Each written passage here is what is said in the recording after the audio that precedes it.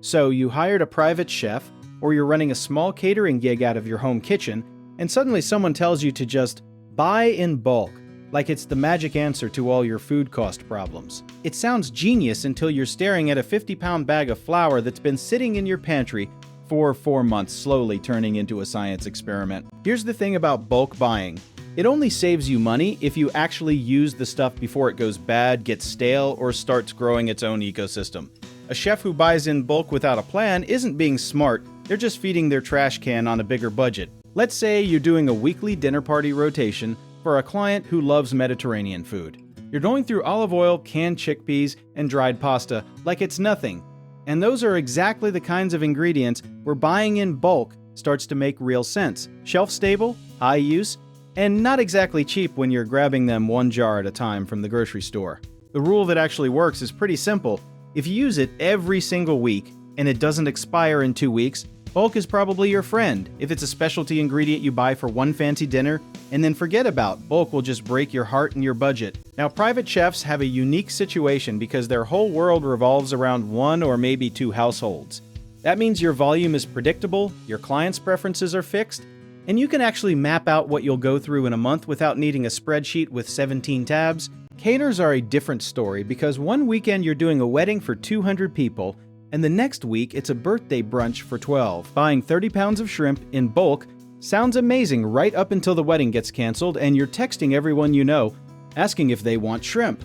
That volatility makes bulk buying genuinely risky unless you're locking in guaranteed event schedules. Storage is the part nobody wants to talk about because it's not glamorous, but it is absolutely where bulk buying either works or completely falls apart. A home kitchen does not have a walk-in cooler, it does not have commercial shelving, and if you're stacking 50 cans of tomatoes in your hallway, congratulations, you now live in a warehouse that also has a stove. Temperature, humidity, and airflow actually matter more than most home-based chefs realize when they're storing bulk dry goods.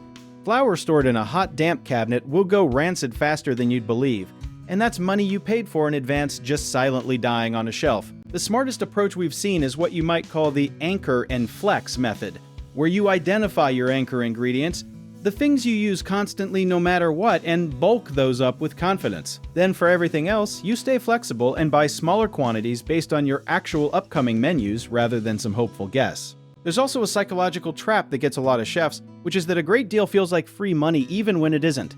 Buying 6 liters of specialty vinegar because it was 40% off sounds like winning, but if you only use it twice a year, you just paid full price for guilt and clutter. Wholesale clubs and restaurant supply stores are genuinely worth it for the right people, but you have to be honest with yourself about what kind of operation you're running. If you're cooking for one family 4 nights a week, a Costco membership pays for itself pretty quickly on things like eggs, butter, and chicken thighs, but you're probably not cleaning out the bulk spice aisle.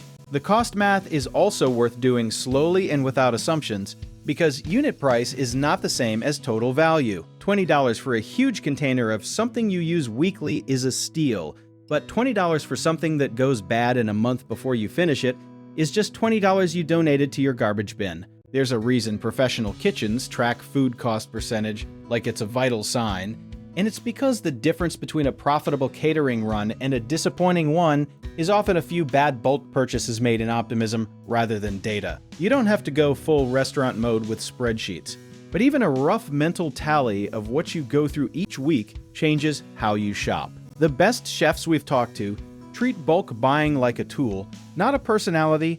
They reach for it when the math is obvious and the storage is ready, and they walk right past the giant bags of things they only need sometimes. If any of this has you thinking about how to run a smarter, more profitable home kitchen operation, do you want to learn more about what our company offers? Check out the links in the description.